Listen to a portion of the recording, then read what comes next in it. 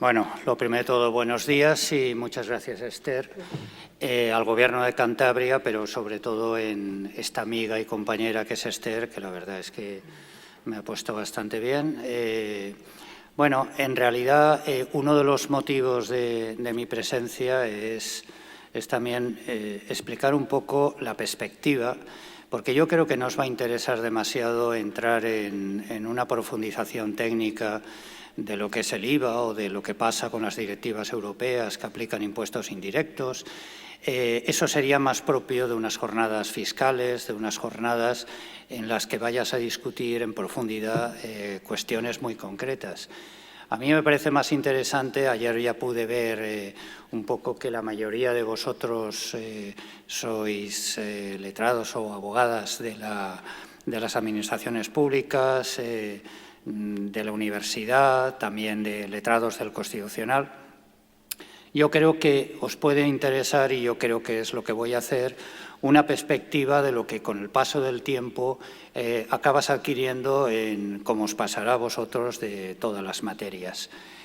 Todas las materias tienen, al final, un encaje social, político, ideológico, y el derecho tributario no es ajeno a todo ello. Parece muy técnico, es verdad, es complejo, es incluso arduo o feo, no sé, en algunas ocasiones, a mí me gusta por la dificultad. Es muy mutante porque está continuamente cambiando. No solamente cambia la normativa, cambia la jurisprudencia, cambia en función de normas europeas, normas españolas, normas estatales, autonómicas, locales. Es muy variado. Entonces os quiero dar la perspectiva porque creo que a veces la perdemos. Todos conocemos que el urbanismo tiene un punto de referencia, no sé, el derecho social también tiene una serie de principios. Pues yo quiero darle también un tono que no es neutral. El derecho tributario en general, el derecho fiscal no es neutral, es ideológico. No es una materia en la que se aplique técnicamente sea quien gobierna, quien legisla o quien la aplica, los jueces, sino que tiene los encontronazos típicos de los pronunciamientos y de las tomas de partido ideológicas.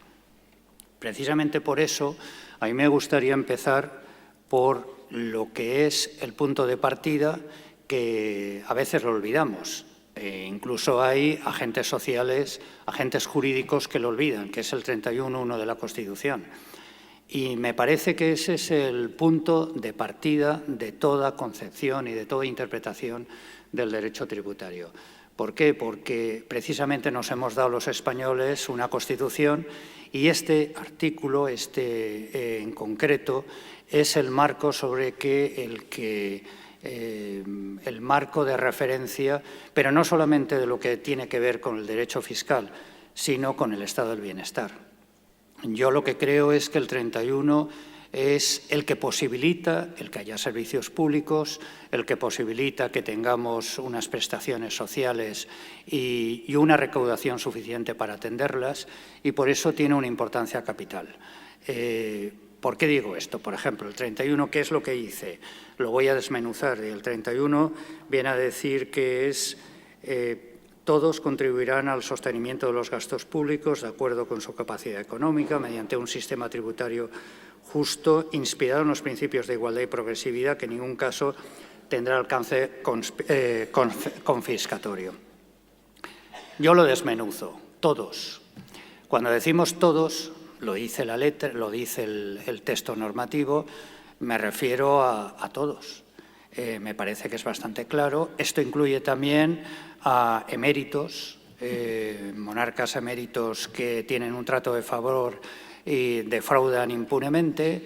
Tiene que ver también, pues, por ejemplo, con las mayores rentas que normalmente tienen las mayores ingenierías financieras y, por consiguiente, el mayor nivel de fraude.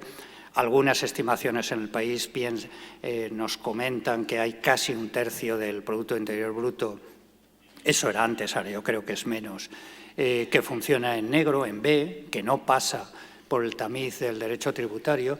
Tiene que ver también con la Iglesia Católica, que en este país, siendo la mayor propietaria inmobiliaria, no contribuye absolutamente en nada en materia impositiva.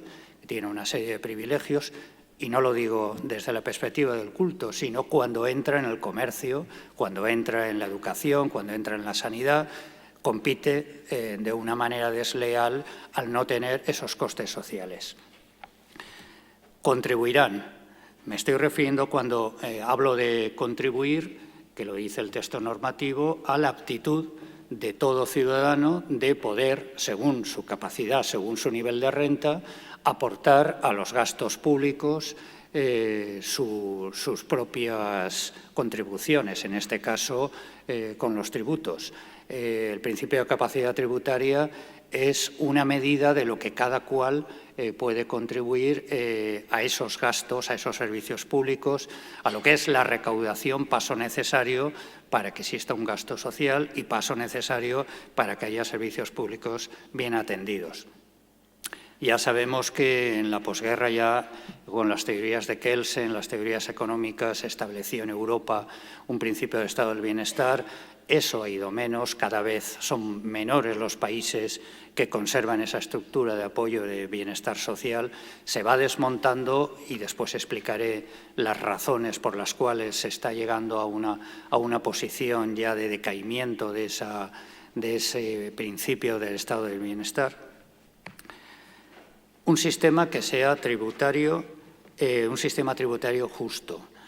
Justo tiene que significar que al final todos han contribuido según su capacidad y con ello se permite atender al ciudadano, se permite atender los servicios públicos, existe una financiación suficiente para sostener un Estado que atienda a aquellos que tienen menos por las aportaciones de los que tienen más. Dos principios enmarca el 31, que es el principio de igualdad. Todos sabemos que tributariamente no se cumple ese principio de igualdad. Cuando alguien va a comprar el pan, tenga una renta de 1 millón de euros al mes o tenga una renta o esté en el paro, está pagando lo mismo, el IVA. Eso no es igual. Los tributos indirectos no potencian la igualdad. La potencia la tributación directa en personas jurídicas, en personas físicas. Por eso hay que procurar que predominen las tributaciones que vayan directamente y que apliquen principios como el de la progresividad. A más tengo, más contribuyo.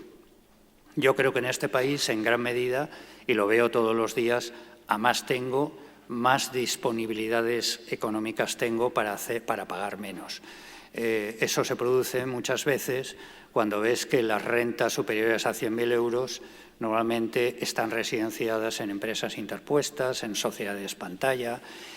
Parece como si el tener dinero te invite a contribuir menos. Y yo creo que debía aceptarse esa ética que existe en los países nórdicos, en países como Japón, en los que esto es una obligación que está perfectamente asumida por el ciudadano y que existe una censura pública a aquel que, no como en España, que parece que el pícaro es gracioso, ese que no contribuye, ese que se escaquea, ese influencer que se va a Andorra, jaja, pues está muy bien, todo el mundo le admira, todo el mundo le sigue y simplemente está siendo un insolidario social, un egoísta que se aparta un poco de lo que son los mínimos de contribución pública. Y por fin el tope del 31.1 es que esa contribución no sea confiscatoria. Yo en todo este tiempo que llevo, la verdad es que no he visto ninguna situación, ni una, que pueda tacharse, que pueda imputarse un carácter confiscatorio. Yo me imagino que es una llamada del legislador constitucional a las administraciones a que no agobien con una imposición que vaya más allá de la capacidad tributaria, pero con el principio de capacidad tributaria ya rellenamos esa faceta. Yo no creo que en este país haya el suficiente agobio como para decir que hay algún impuesto, alguna tasa, en general algún tributo que tenga carácter confiscatorio. También otro principio aceptado es el de economía de opción. Todo el mundo debe de contribuir, ya lo he manifestado, pero nadie tiene por qué contribuir generosamente más allá de lo que la ley le exige. La economía de opción es ese límite, esa rayita que existe en la elección de cómo voy a tributar de la manera más beneficiosa para mí mismo y dentro de la legalidad y dentro de la aceptación de las reglas del juego. Yo creo que es un principio legítimo, es válido. Uno de los magistrados que más he admirado, que ahora está en la privada, como es Welling, decía que cada uno tiene el derecho a organizar sus negocios llevando la carga tributaria al mínimo. Nadie está obligado a planificar su actividad de la forma más beneficiosa para la hacienda pública. Eso tiene su lógica. Por eso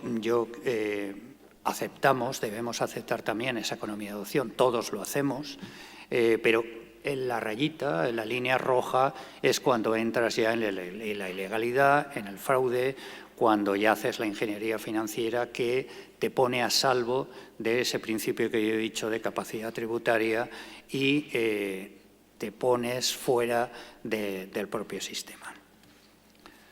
Bien, la fiscalidad en la Unión Europea, ese era el título que es un tema apasionante, ¿verdad? Es lo de las directivas, cómo está Europa.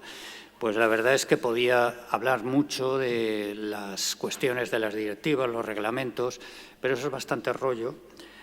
Solo deciros que la Unión Europea, ya sabéis que España está desde el 86 en la Unión Europea, se fundó por 6 países en el 57 y lo esencial es que nos regimos por el Tratado de Maastricht en cuanto al aspecto fundacional del paso de la Comunidad Económica Europea a la Unión Europea, y después el Tratado de Lisboa de 2007 es el marco jurídico en el que nos desenvolvemos, ¿no? La política fiscal en Europa viene determinada por 2 tipos de tributación, directa e indirecta, lo digo a grandes rasgos. La directa, Europa ha decidido que sean los propios Estados quienes la organicen, quienes impongan las cargas que consideran, los tipos que consideren oportunos y no introduce regla, pero sí manda una serie de principios armonizadores para evitar que no cuadre las imposiciones en los países. Sin embargo, sobre la imposición indirecta sí que tiene una mayor regulación la Unión Europea. Y esta es una de las cosas que, en cuanto a políticas de reforma, yo propondría. La unificación fiscal en Europa me parece bastante necesaria.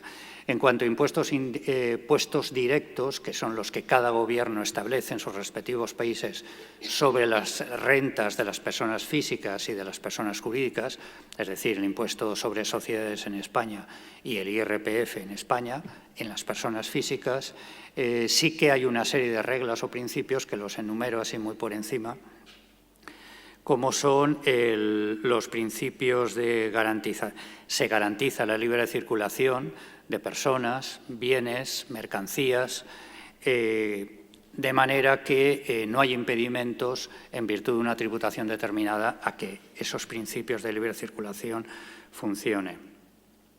También hay un principio que tiene obsesión el TJUE, casi todos sus pronunciamientos o muchos de ellos tienen que ver con la competencia.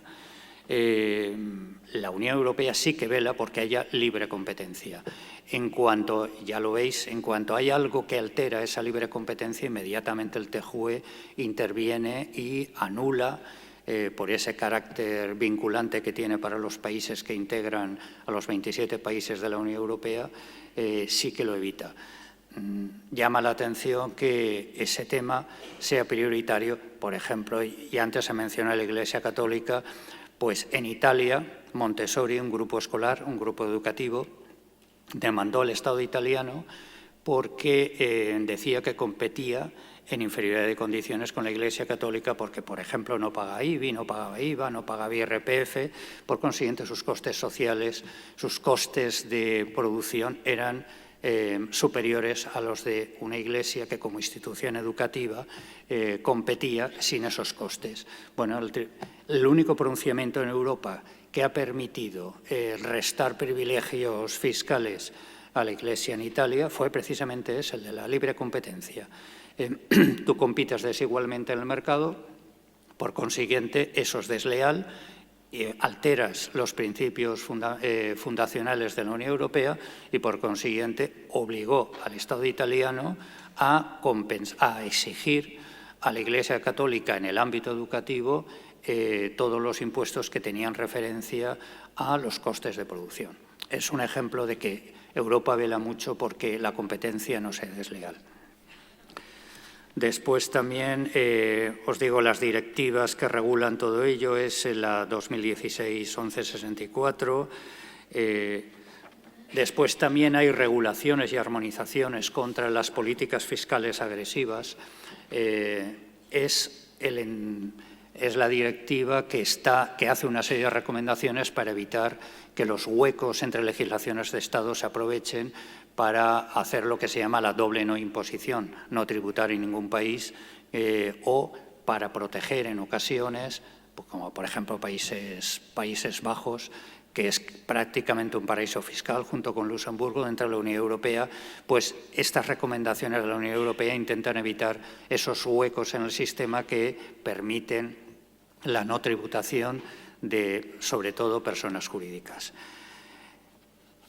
Bien, en cuanto a la fiscalidad indirecta, son dos grupos los que regula la Unión Europea, son el IVA, que es el sistema paradigmático de la imposición indirecta, que tiene que ver con todo lo que son las entregas de bienes, las prestaciones de servicios y las importaciones de bienes.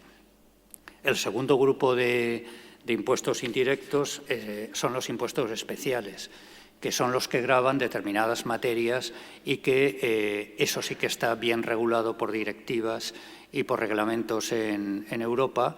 Esos son de aplicación directa, todas esas directivas, y las aplicamos precisamente en impuestos especiales cuando hay alguna normativa de un país que infringe esas directivas que regulan en Europa la imposición especial, pues se plantea una cuestión prejudicial y el TJUE, el Tribunal de Luxemburgo, es la que determina si esa normativa estatal de un determinado país vulnera o no las directrices, las directivas de la Unión Europea.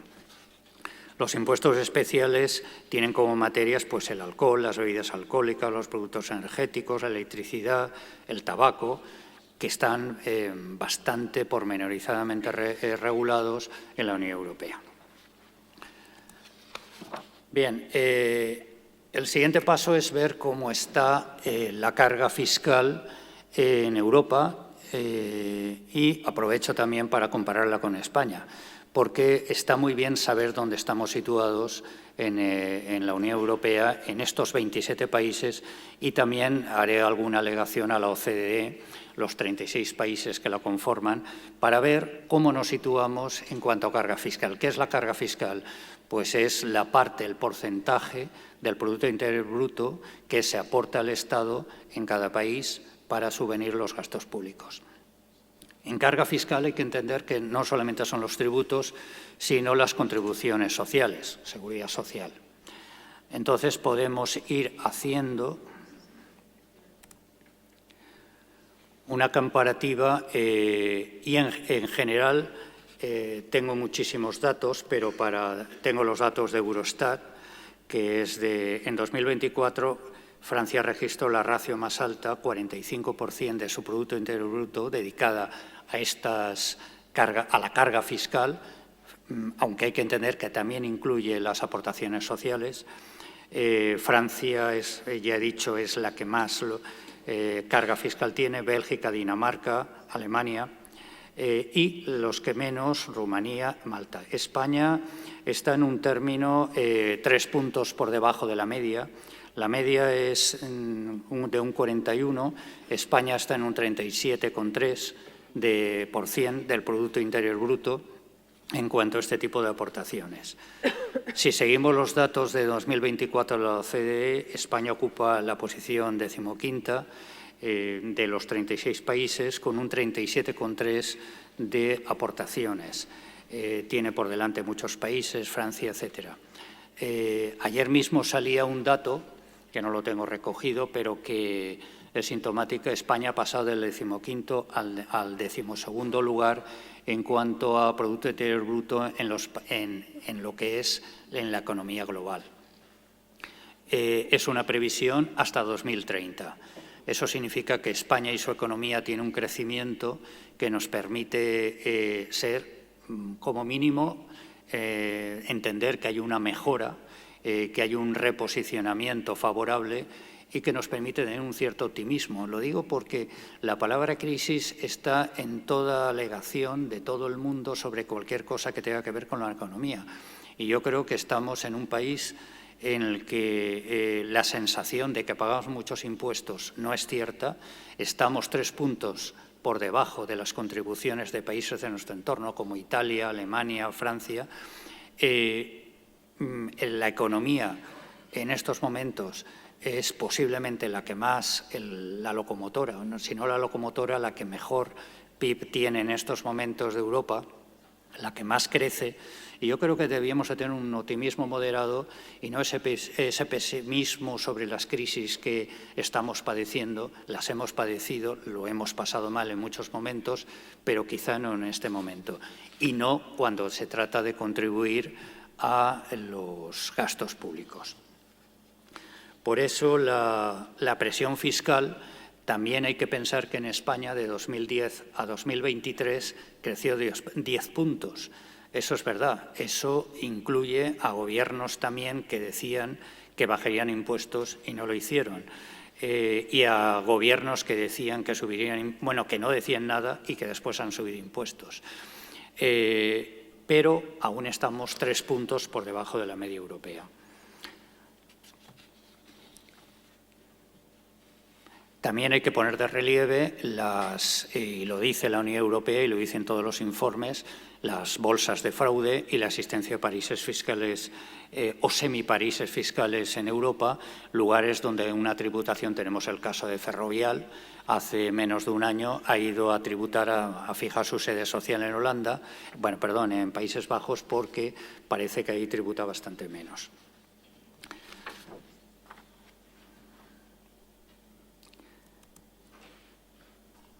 En cuanto a la recaudación fiscal en España, tomando como referencia la europea, podemos decir que la recaudación, España recauda muy bien impuestos como el IBI, pero en general en todos los demás está por debajo de la media. En la imposición indirecta tiene 3 puntos menos. La mayor aportación que hace en España al Producto Interior Bruto son las contribuciones sociales. Esa es quizá la primera aportación, que llega a un 32%. La segunda mayor aportación a la carga fiscal que existe en relación al Producto Interior Bruto es el IVA, lo cual antes ya he comentado que es, como impuesto indirecto, es un impuesto que no respeta la progresividad. En tercer lugar, con un 12% es el IRPF como aportación, y lo que es extremadamente ridículo es la aportación del impuesto sobre sociedades, que en España viene a ser un 2,8% del Producto Interior Bruto, cuando la media europea está por encima del 3,2%.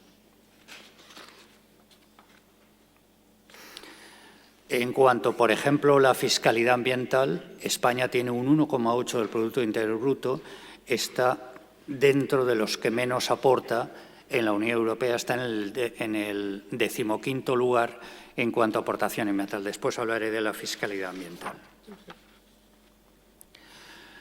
En este gráfico veis que, en cuanto a la estructura de la presión fiscal, la imposición indirecta es la más relevante juntamente con las contribuciones sociales.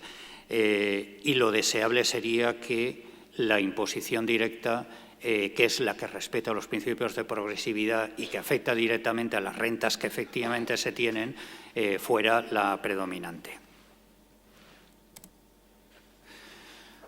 Un vistazo sobre la fiscalidad en Europa y la fiscalidad en España, comparativamente hablando, nos lleva a pensar que son necesarias una serie de cambios, una serie de reformas, así en líneas gruesas. La primera de ellas sería la unión fiscal. Si en Europa existen las libertades económicas, ya he mencionado las libertades de circulación de personas, de bienes, de servicios, todo ello que tiene que ver con la economía de mercado, que tiene que ver con la idea original del nacimiento de la Unión Europea, cuando era mercado común o Comunidad Económica Europea, en Europa rige excesivamente la idea del mercado. No es que sea excesivamente, es que no lleva unida a lo que yo considero que sería importante, que es una unión fiscal, es decir, una armonización de todo lo que son las legislaciones directas e indirectas, de manera que hubiera la posibilidad de que en Europa también hubiera una carga común, una presión fiscal que fuera similar en todos los países. No tiene mucho sentido que haya libertad de mercado en casi todos los ámbitos y, sin embargo, se tribute, por ejemplo, en Irlanda al 22% del PIB, mientras que en Francia se tributa a un 43% o un 44%. Esas desigualdades lo que están generando es huecos que hacen que el capital circulante y que en general los bienes que pueden ser objeto de tributación vayan a buscar residencias en países que tengan una mejor fiscalidad y eso contribuye a la desigualdad en Europa. Ese sería uno de los las primeras reformas que me parecerían necesarias. Todo ello en relación a las libertades económicas. Después, otro de los problemas que se producen es la intergubernamentalidad de los tributos. Antes he mencionado que los tributos directos se normatizan por los países respectivos, cada uno tiene sus normas, pues eso lo que genera es una pérdida de soberanía, una pérdida de opciones políticas de la propia Unión Europea, desde el momento que cada gobierno es el que regula sus propios tributos de imposición directa en cada país. Ello lo que quita, lo que resta a la Unión Europea es potencia económica, potencia fiscal, igualdad de oportunidades y, sobre todo, la posibilidad de que haya una tributación más armonizada. Esto me lleva a otra de las ideas de la reforma. Es necesario que Europa, además de ser un mercado de libertades económicas, sea también una unión política. Hay enormes tensiones en estos momentos. Tenemos un país como Hungría que está continuamente socavando el concepto de comunidad política de la Unión Europea. Yo creo que debían de los países potenciar la participación, la soberanía conjunta, la participación ciudadana, de manera que las reivindicaciones políticas de todos los países tuvieran una voz unánime en la Unión Europea. No estas jaulas de grillos que muchas veces se producen con países que defienden sus intereses nacionales por encima de muchas de las ideas comunes que Europa debiera tener o de los valores que debiera defender. Todo ello contribuiría a una mayor justicia social que ya he expresado anteriormente en relación a lo que es la capacidad contributiva y lo que es el sostenimiento de las cargas sociales. Bueno, voy a mencionar ahora la fiscalidad ambiental. La fiscalidad ambiental suena un poco a chino, la verdad es que está muy en mantilla, está empezando a aplicarse poco a poco. La fiscalidad ambiental tiene que ver con la defensa del medio ambiente. Y yo le pongo un énfasis sustantivo porque me parece que estamos en una situación bastante clave. Acabamos de pasar, yo he pasado en carne propia en mi tierra, una dana que ha sido algo absolutamente irrefrenable. Es un fenómeno climático que tiene que ver con el cambio climático, tiene que ver con la necesidad de adoptar medidas. Y el derecho tributario no debe ser ajeno a ese mundo, al mundo de la defensa de nuestro medio ambiente, al trato que le damos al agua, a la tierra, al aire, que no son bienes indefinidos y yo creo que estamos sobreexplotando todos los recursos, que no estamos poniendo límites. Precisamente tenemos ejemplos exactamente los contrarios. Precisamente en mi tierra ahora, hace no mucho, tras la dana, se ha desregulado la protección del litoral, se ha desregulado la protección de la huerta. En estos momentos se acaban de condonar las tasas nucleares a la central de Cofrentes. ¿Qué implica eso? Pues unas ciertas tendencias negacionismos del cambio climático que tiene que ver con una ausencia de defensa de los intereses públicos. Por fiscalidad ambiental yo mantendría una doble idea. Con el tributo ambiental se pretende dos cosas: potenciar, incentivar las energías renovables, de manera que a más energía renovable, mayores bonificaciones fiscales, una imposición mucho más suave, una tributación de la riqueza que generan más potenciada en sus beneficios y, por otra parte, penalizar todas las actividades que son contaminantes en función del grado de contaminación. Los tributos ambientales son aquellos que tienen un sujeto, que es el contaminador. El principio es el de quien contamina paga. Tiene también un tipo, que es mayor o menor en función de la carga contaminante de la actividad que se sujeta a tributación. Tiene una cuota y eso se ve reflejado en los tributos que cada ámbito, sea europeo, estatal, autonómico, local, existen tanto en Europa como en España. Pongo los principales ejemplos de tributación ambiental y lo digo porque considero que hay que darle una sustantividad a la defensa ambiental, al fomento de las medidas protectoras para hacer una transición ecológica que sea acorde, combatir también el negacionismo climático. Es que es difícil de entender cómo, sin ir más lejos, hay muchos gobiernos autonómicos, el mío en concreto, el de Valencia, pues todo lo que eran políticas de protección del cambio climático han sido laminadas, cero. Y todos los impuestos que iban a las industrias contaminantes o a las industrias más potencialmente contaminantes se han suprimido. La economía siempre por encima del medio ambiente. Pues en Europa, en el marco de la Unión Europea, vemos que hay, el Tratado Fundacional habla, tanto el de Maastricht como el de Lisboa, en ambos hablan de desarrollo sostenible. Ya es una idea que está con el nacimiento de la Unión Europea y con los tratados fundacionales. El desarrollo o es sostenible o estaremos destrozando el planeta y los recursos económicos, los recursos naturales que conlleva. Hay una serie de reglamentos que no voy a mencionar que tienden a proteger directamente el medio ambiente, pero también en el ámbito y directivas, en el ámbito de la imposición fiscal, están todos aquellos que tienen que ver con la contaminación atmosférica, la energía, tiene que ver con el tratamiento del agua, tiene que ver con todos los aspectos ambientales y todo ello tiene una regulación en Europa que poco a poco se va abriendo paso.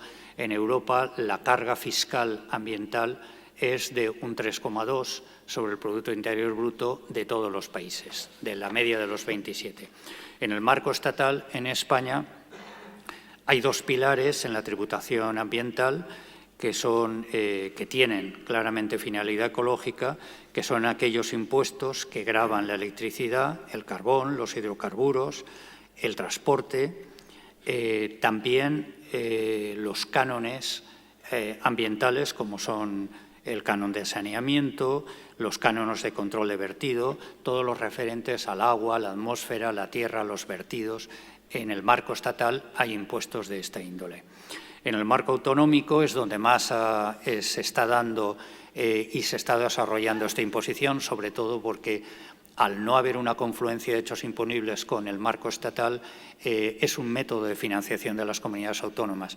Muchos de ellos son de título ambiental, pero en realidad son verdaderos impuestos directos que no tienen que ver con el medio ambiente, pero al menos en sus enunciados o sus preámbulos sí que hablan que lo que buscan es proteger el medio ambiente, el desarrollo sostenible, sea penalizando, sea incentivando las políticas ambientales respectivas. En el marco autonómico merece atención todos los cánones de saneamiento sobre el agua, las emisiones contaminantes a la atmósfera, todo lo referente al suelo, el tratamiento del suelo, los residuos. También hemos de tener en cuenta, a todos nos afecta, cuando hacemos la declaración de la renta, siempre hay un apartado en el cual te puedes deducir todas aquellas inversiones que tengan una mejora energética de tus viviendas habituales. Es decir, hay una intención paulatina del legislador de ir introduciendo mecanismos que permitan el fomentar esta transición ecológica y fomentar las buenas prácticas en materia ambiental. En el ámbito local son las ordenanzas municipales las que establecen una regulación que permite gravar algunas actividades ya en el ámbito municipal y también, por ejemplo, también por vía de tasas, también lo que son las recogidas de basuras, etcétera. En fin, lo que vengo a decir es la importancia de los tributos ambientales y su paulatina implantación tanto en España como en la Unión Europea. Después voy a hablar de algo que quizás sea un poco conflictivo, pero es mi idea y que tiene que ver con lo que he enunciado al principio. Por liberalismo político todo el mundo lo conocemos, nació con la Revolución Francesa, es la defensa de los derechos y libertades individuales, es algo perfectamente válido que todos debemos de procurar, pero el liberalismo tiene siempre el enfrentamiento con lo colectivo, esa a veces falta de armonización con lo colectivo. El liberalismo político está perfectamente aceptado, es una doctrina que en el ámbito económico defiende el mercado, en el ámbito político defiende sobre todo las libertades individuales, los derechos, pero una visión de conjunto, una visión colectiva, una visión social a veces te enfrenta.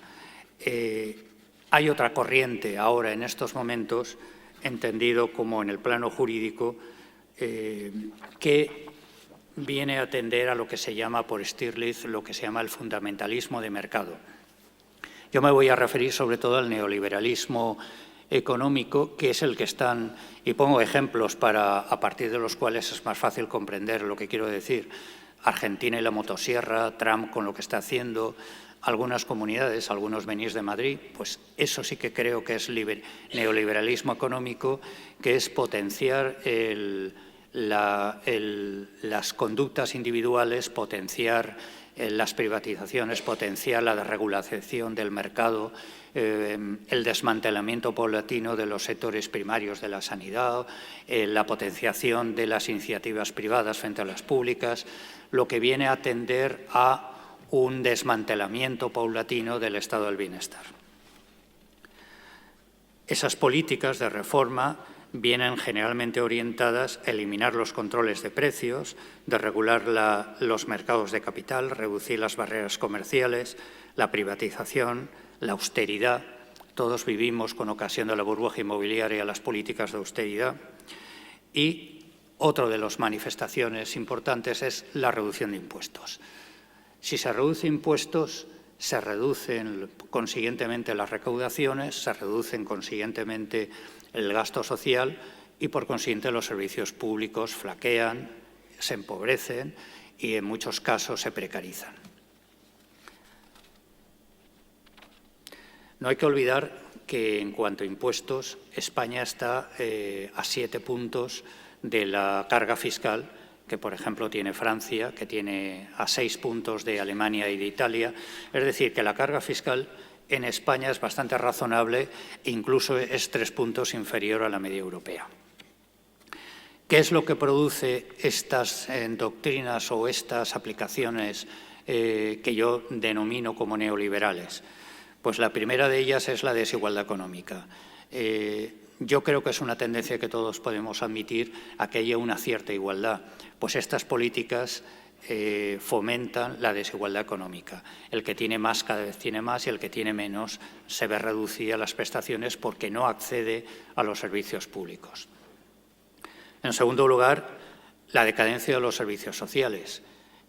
No hace falta ver cómo nuestra gran sanidad universal está en crisis hace tiempo por una falta de recursos. Y cuando yo digo la sanidad, también hablo de la educación pública, también hablo, por ejemplo, también de la justicia, que no parece que mejora, que no hay recursos como para que haya un abastecimiento suficiente de medios para que sea realmente eficaz.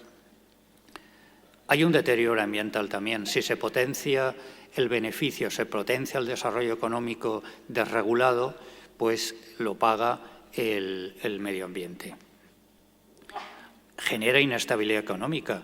Pensemos, por ejemplo, en lo que son los flujos de capitales que están imponiendo políticas que atentan a la soberanía de los países. La globalización muchas veces tiene que ver con la merma de las soberanías políticas y tenemos dos claros ejemplos. La vivienda en España, la turistificación que se están produciendo en las ciudades, en las grandes ciudades que están expulsando a los vecinos. Ahí no hay un control, ahí hay que el mercado regule esa situación. No hay un intervencionismo público que impida que la vivienda hoy en día sea un bien muy inaccesible, sobre todo para los jóvenes. Se potencia, yo creo que excesivamente, la obtención de riqueza, el desarrollo económico incontrolado. Un ejemplo, por ejemplo, es Murcia. Tenemos un mar muerto que finalmente se le ha dado personalidad jurídica por primera vez en la historia, siguiendo un poco lo que ocurrió en Perú. Es un bien con personalidad jurídica el Mar Menor y, sin embargo, está destrozado. Está destrozado y se está destrozando cada vez más porque no hay medidas. ¿Por qué? Porque eso atentaría contra la producción agrícola, contra los pozos ilegales, etcétera, y el clientelismo político hace que eso sea bastante insostenible. Bueno, pues aquí también voy a poner un ejemplo que es bastante polémico dentro del ejercicio de la jurisdicción. Un ejemplo de neoliberalismo lo tenemos nosotros con un cierto enfrentamiento con una deriva del Tribunal Supremo. El Tribunal Supremo en derecho tributario está teniendo una deriva anti-Hacienda muy sostenida en el tiempo, llevamos mucho tiempo y llevamos observándolo con cierto desaliento porque es legítimo, aquí habrá algunos asistentes que sean, por ejemplo, de la EDAF. La EDAF es una organización que actúa como un lobby, que es legítima la pertenencia a la misma, pero que muchas veces influye en la creación de ideas y, sobre todo, en la creación de opiniones. El Tribunal Supremo es muy sensible a ese tipo de opiniones hasta el punto que hace paseillos patrocinados por la EDAF y aquellos que van haciendo sentencias pro contribuyentes muchas veces son llevados de aquí para allá para que expongan sus tesis para generar conocimiento. Digamos que haría falta una cierta dosis de mayor independencia y, sobre todo, no ningunear como sistemáticamente se hace el 31.1 que antes he mencionado. Se habla de hipergarantismo, se habla de inexistencias de fraude, se exigen por la jurisprudencia del Supremo en estos momentos requisitos para, por ejemplo, cajas de seguridad que la ley no contempla. Nos produce una cierta sorpresa, una detrás de otra, el ver cómo se buscan o se está dictando sentencias de una manera poco comprensibles con arreglo a la normativa tributaria. Es desalentador, pero nos parece que esa guía que debe suponer la unificación de criterios pues debía de llevar otra dirección. Y finalmente, para terminar, porque creo que debo de estar ya, voy a hacer una serie de propuestas, una serie de ideas sueltas que me parecen oportunas a raíz de todo lo que he mencionado en cuanto a la necesidad de una mayor progresividad en los impuestos directos. Creo que se incide mucho en las clases medias, se incide mucho en las rentas del trabajo y se incide muy poco en la tributación directa de las personas jurídicas. Se incide poco en las rentas más altas. Es curioso que una renta de 100.000 euros en este país esté entre las, no sé, 10.000 o 15.000 más altas. En cuanto la tributación directa debía tener una mayor presencia en la carga impositiva general de este país. Por esa misma razón, debía reducirse y tenerse en cuenta que los impuestos indirectos gravan igualmente incluso cuando no hay afloramiento de riqueza, porque al fin de cuentas la capacidad tributaria tiene que ver con la capacidad económica y tiene que ver con el afloramiento de riqueza. Un impuesto indirecto no grava riqueza, grava consumo, y el consumo lo tienen todos, sean cuales sean sus rentas. En cuanto a la tributación autonómica, sería deseable que no se pague en Navarra un impuesto de sucesiones del 100%, mientras que en Valencia es un 99% de bonificación de cuota, con lo cual hasta el morirse sale más a cuenta en según qué comunidad autónoma o sea la otra. Llama la atención las quejas continuas de la infrafinanciación de algunas comunidades después de haber suprimido, por ejemplo, en Valencia, si se suprime el impuesto de sucesiones, donaciones, 300 millones menos de recaudación, el impuesto del patrimonio, 100 millones de recaudación, las nucleares, ya lo hemos visto, 15 millones, y después estamos sin medios económicos para atender servicios públicos. Llama la atención ese contrasentido. También una de las ideas bases es acabar con los privilegios fiscales. Ya hemos visto que algunos tienen una cierta bula, algunas instituciones también, ya las he mencionado, y eso debía de acabar. Todos debemos de contribuir según nuestra capacidad económica. Después también propugnar una mayor atención y una mayor potenciación de medios para precisamente acabar con el fraude fiscal. Pensemos que un 1% de fraude fiscal en relación al Producto Interior Bruto son 60.000 millones. En estos momentos, dada la renta, el PIB que hay en España, que un 1% de menor renta, y España tiene un 3% menos que la media europea, son 60.000 millones. Pensemos lo que podría pasar en cuanto a recaudación y atención a los servicios y fines sociales si tuviéramos esos ingresos.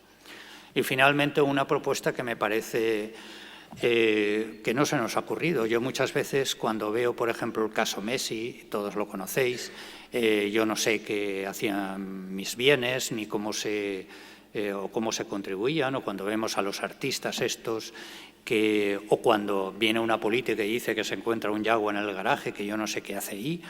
Bueno, esas ignorancias de lo que está ocurriendo con las tributaciones son posibles también porque tienen medios para hacerlo. Yo estoy convencido, mi hijo mismo es abogado, que todos los abogados, los asesores fiscales, cumplen la ley, son honestos, pero también digo que como contraposición a esto, no hay ingeniería financiera que no cuente con un abogado detrás o con un asesor fiscal que la ha montado, que la ha instrumentalizado. La consecuencia es que después, cuando se persigue el fraude fiscal, al final esa infracción fiscal acaba con una sanción, acaba con una regularización, con inspectora, sea agencia tributaria o sea la agencia autonómica correspondiente, pero el que ha posibilitado esa situación normalmente se queda fuera. Hay casos excepcionales, por ejemplo, el caso Messi, también fue condenado el abogado que le instrumentalizó toda la ingeniería de paraísos fiscales donde tenía los derechos de imagen, etcétera.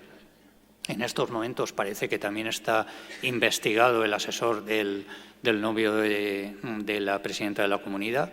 Son casos en vía penal de atribuir responsabilidades penales a aquellos que han cooperado necesariamente en la producción de un delito fiscal.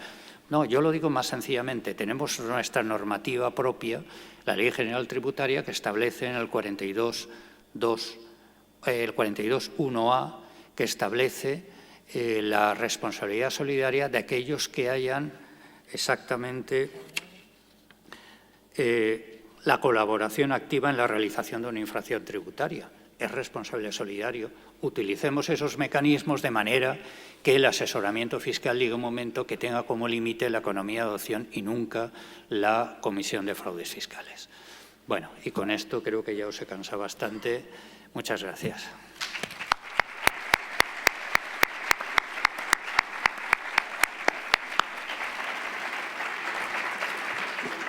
Bueno, yo ya anticipé que una tertulia con Luis iba a ser muy interesante.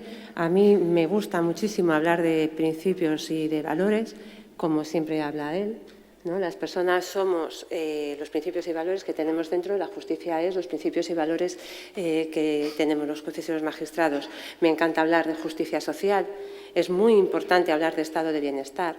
Es que nos pensamos que como esos eran primeros derechos ya adquiridos en el momento en que se incorporan en el 78 a la Constitución, ya no hay que luchar por ellos, pero sí hay que luchar por ellos. Me ha encantado hablar escuchar, hablar sobre desarrollo sostenible. Yo quería apuntar la necesidad en este país de visibilizar medios naturales que se están perdiendo, como el Mar Menor. Me adelanté a escribirlo y resulta que Luis lo ha nombrado. ¿Cómo estará un país en el que, por ejemplo, en la región de Murcia depende toda su riqueza del agua? Es una región muy rica, depende del agua y resulta que su mar Menor está muerto. No puede ser, hombre. Si existe una Unión Europea que vela por él, con normas ambientales, un Estado que protege, además la comunidad autónoma, los entes locales. Además hay un patronato en parques naturales, otro patronato en el espacio natural Mar Menor. Se ha tenido que dotar de personalidad jurídica al Mar Menor para verse de esta manera puede defenderse y, bueno, no sé si será suficiente con todas las personalidades jurídicas que había que ya lo protegían y fue insuficiente. En todo caso, creo que es necesario sacar esos puntos comunes, no solamente los ha dicho Luis, constantemente podemos leer que es necesaria la potenciación de la tributación directa para una mejor justicia social. Entonces, bueno, me gustaría saber cuáles son vuestras opiniones y si tenéis que hacerle alguna pregunta al ponente. Aquí tenemos inspectores de Hacienda presentes, los miembros del TEARC, hay gente de la universidad, abogados que sin duda tienen algún tipo de asesoría fiscal o bueno, los retratos de las administraciones con su experiencia tributaria. ¿Hay alguna pregunta? ¿Alguien que quiera participar? Sí. ¿Se oye, no? Sí. Bien, yo quería saber, porque lo que ha expuesto son principios marco que están muy bien, pero yo encuentro un poco lejano esto de la Unión Fiscal Europea y que hay una tributación directa mayor. Se podrá estar de acuerdo o no con que se tribute más de forma directa o indirecta. Hay quien sostiene que no y hay quien sostiene que sí. Pero claro, no es lo mismo lo que se cobra en Dinamarca o en Países Bajos que lo que se cobra en España, como el primer punto. Y después, claro, países frugales que cumplen con sus obligaciones y que tienen menores niveles de endeudamiento y no quieren, no sé, Países Bajos, Irlanda, con una tributación muy baja, que quieran cambiar su modelo económico con todo lo que supone para el devenir económico y social de sus países, pues me parece un poco irreal, no sé. ¿Qué opina? Bueno, el mundo está lleno de intenciones y yo lo que he estado mencionando con la unión fiscal es una idea que subyace a la idea también de una mayor unidad política dentro de la Unión. Me refiero a compartir más soberanía dentro de la Unión Europea. Es una idea europeísta, es dotar también a la Unión Europea de un entramado que le permita tener sus propios gastos. No sé, es un enunciado, no es ninguna propuesta práctica porque yo sé que hoy por hoy es bastante difícil. Por ejemplo, una de las medidas para que hubiera una mayor unidad en Europa sería suprimir de una vez el concepto de la unanimidad. El cambiar a las unanimidades en todos los acuerdos europeos por mayorías vendría a hacer mucho más operativa la Unión Europea. La unión fiscal es una idea, es un deseo, yo creo que vendría bien, pero desde luego hoy la veo muy lejos, no la veo en estos momentos desde una perspectiva realista, no la veo muy próxima ni creo que haya muchas intenciones.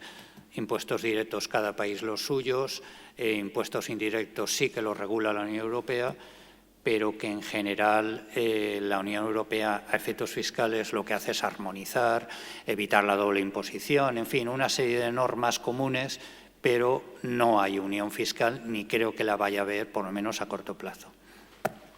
¿Alguna otra pregunta?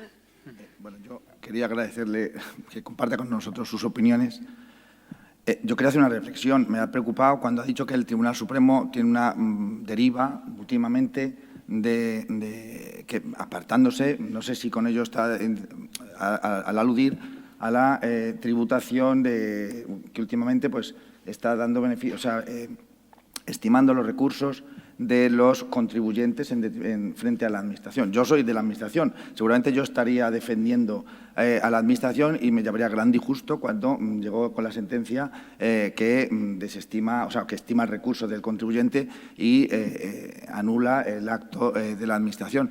Pero creo yo que el Tribunal Supremo sabrá lo que tiene que hacer, al margen de opiniones o lobbies, como ha llamado usted, de gente que, claro que ahí influyen muchas opiniones y mucho griterío al respecto, pero yo creo que el Tribunal Supremo tiene la solvencia técnica suficiente como para decir aquí se está colando la Administración, lo que buscamos son certidumbres, todos los que estamos aquí.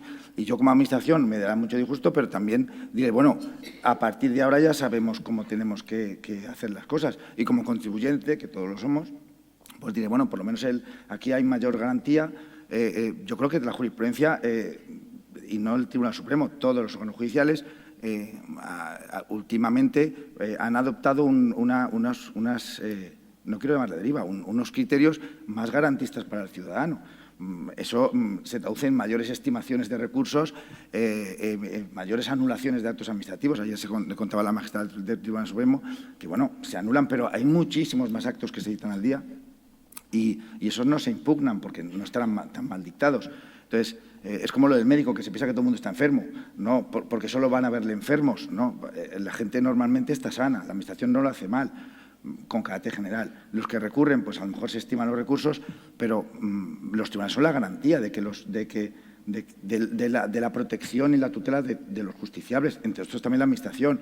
Entonces, a mí no creo que haya una deriva pro contribuyente. Me ha preocupado, porque no creo que sea eso lo que lee la ciudadanía, ni la Administración realmente. La Administración vemos que hay una mayor intensidad en las exigencias de garantías e intentamos adaptarnos a ellas. Pero no vemos esto como una deriva, no sé, vamos. Y luego yo quería ya preguntarle, al margen de esta reflexión, precisamente la fiscalidad en la Unión Europea, la normativa comunitaria, por ejemplo, ¿de qué manera incide en la tributación ambiental? Por ejemplo, que plantea usted. ¿En qué medida Europa, que como los impuestos directos los deja margen, pero los indirectos pues sí que tiene cierta incidencia, o postula a lo mejor ciertas políticas ambientales, de protección ambiental, en qué medida eso se traduce en una fiscalidad distinta de la que ponen los Estados miembros? Bueno, yo soy partidario de la crítica y de la discrepancia. Nosotros aplicamos la doctrina que fijan las sentencias del Supremo, las aplicamos porque eso es un mandato legal. El Supremo tiene la función de unificar criterios, sentar doctrina y pacificar los conflictos y las diversas opiniones o los diversos criterios que tienen los diversos tribunales del país. Es absolutamente respetable en ese aspecto, pero eso no es incompatible con apreciar, así como yo he hecho una interpretación en la que he puesto como punto central del esquema tributario el 31, pues hay otros que piensan o que pueden pensar de otra manera y decir que aquí nos sablea Hacienda y que vamos a tributar lo menos posible. La deriva yo sí que la noto cuando hay una continuidad en 5 o 6 años en las que cada vez que hay un conflicto, cada vez que hay que interpretar una norma, se interpreta de una manera hipergarantista, por ejemplo, pero siempre acaba con un mismo resultado, que es estimar una determinada casación con interpretaciones que a veces nos pasman porque ni la ley lo exige. Es decir, que, bueno, ves una tendencia, esa tendencia no la compartes, cuando cambian los criterios los aceptamos porque ese es el juego jurisdiccional. El Tribunal Supremo fija criterios, los seguimos a continuación, pero otra cosa es que estemos o no conformes con ese tipo de interpretaciones. Y la distinción entre contribuyente y gran contribuyente a lo mejor también. Sí, también, pero en las pequeñas cosas también se produce. Antes había un equilibrio, todo el mundo conoce, todos los tribunales conocen a la parte del Supremo que les corresponde en razón de la materia. A nosotros en tributario nos corresponde la sección segunda de la sala tercera. Antes había una serie de juristas y de magistrados que han pasado al ámbito privado y digamos que todos los recién llegados pues han tenido, bueno, lo que yo opino que es una tendencia que puede ser de la que estoy disconforme, mis compañeros también lo están. Nosotros tenemos una media de un 50% de estimaciones de los recursos que nos llegan. Digamos que hay un cierto equilibrio, pero yo observo que en el Tribunal Supremo es muchísimo mayor el índice de estimaciones de pretensiones de contribuyentes, que las interpretaciones nunca van en contra del derecho, pero son interpretaciones y muchas veces llegan al Tribunal Supremo porque la norma no es clara, el legislador no se ha expresado con suficiente claridad y hay que aplicar el derecho. Y lo aplican de una determinada manera. Puedes estar o no estar conforme, yo no lo estoy. Y mis compañeros, concretamente en Valencia, tampoco, mayoritariamente, aunque hay otros que pueden estar más de acuerdo. Y en cuanto a la Unión Europea, está claro que en la normativa española se sujeta a la europea porque tiene un mandato directo, es de obligado cumplimiento. Entonces, por ejemplo, la ley que establecía, por daros la ley del impuesto al sol, que se estableció, que era el de energía eléctrica, pues las directivas europeas son siempre la referencia y el mandato a seguir. Es decir, que no hay normativa en impuestos especiales, en impuestos ambientales, en España que pueda contradecir a la normativa europea, porque entonces es cuando se plantean las cuestiones perjudiciales y el Tribunal de Luxemburgo es el que dice si se ha vulnerado o no, que no puede vulnerarse y que deben de cumplirse. Bueno, pues muchas gracias. Hemos agotado el tiempo de la primera ponencia. Había una pregunta. Perdón. Sí. ¿Se oye bien? Vale, pues nada, muchas gracias.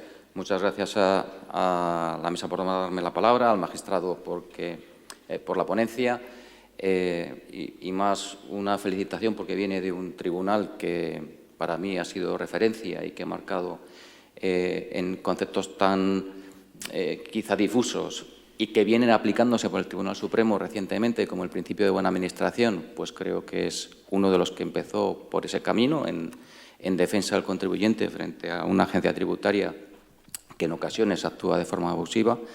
Y dicha o expuesta esta felicitación, pues sí comentar brevísimas reflexiones, dos, y una pregunta. Y las reflexiones son muy breves. Porque me resulta un tanto contradictorio, pero lo llamaré paradójico, defender la no libertad de los pueblos para establecer sus tributos en nombre de la libertad. Y otra cosa que me parece paradójica es decir que en España no hay confiscación o que no hay ejemplos de confiscación cuando el propio Tribunal Constitucional tuvo que anular los determinados artículos del impuesto sobre el incremento de valor de los terrenos de naturaleza urbana porque gravaban situaciones en las que no se producían incrementos de valor.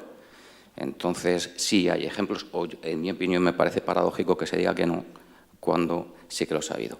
Y en cuanto a la pregunta, es un ejemplo, estoy seguro que encontraría más.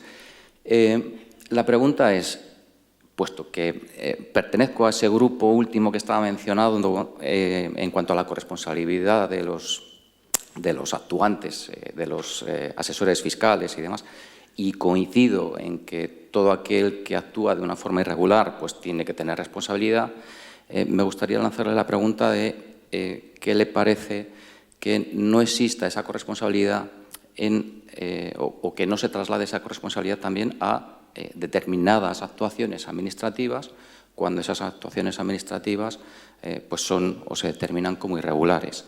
Y estoy hablando de la responsabilidad disciplinaria dentro del ámbito tributario cuando se producen abusos y esos abusos son denunciados y no discurren o se frenan por la Administración. Lo primero, lo del carácter confiscatorio. Yo me refería a que yo no he tenido nunca un supuesto que se me haya planteado a mí o a mis compañeros en mi tribunal en los que haya un caso confiscatorio. Con respecto a la plusvalía, es verdad, pero a nosotros no nos hacía falta la sentencia del Constitucional. Sencillamente, si no hay incremento de valor en una transmisión, no hay hecho imponible, por consiguiente se estima y se anula. No hace falta irse al mecanismo de la supresión de la base imponible, que es lo que hizo el Constitucional, porque el método de cuantificación era injusto y primaba situaciones en las que sí que podía haber confiscación. Para mí, cuando no hay incremento de valor, sencillamente no hay hecho imponible, no hay impuesto, no hay tributación y, por consiguiente, se anula. No hacía falta ningún tipo de reforma de ese tipo. Entonces, esas situaciones no se han dado. Y con respecto a las responsabilidades administrativas, es verdad, eso también se ve en responsabilidad patrimonial.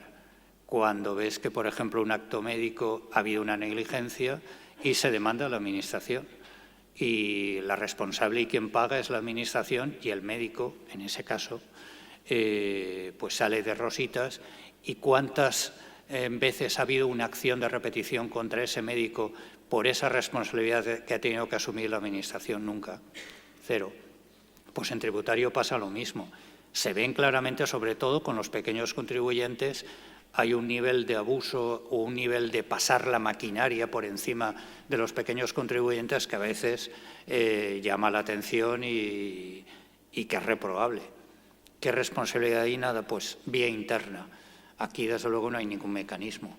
El mecanismo es precisamente lo que te da la tutela judicial efectiva, que es la anulación del acto y la imposición de costas. Ese es el precio que se paga por una mala actuación administrativa. No hay otra. Bien, pues muchas gracias. Ha sido un placer. Pasamos ahora a la mesa redonda a continuación.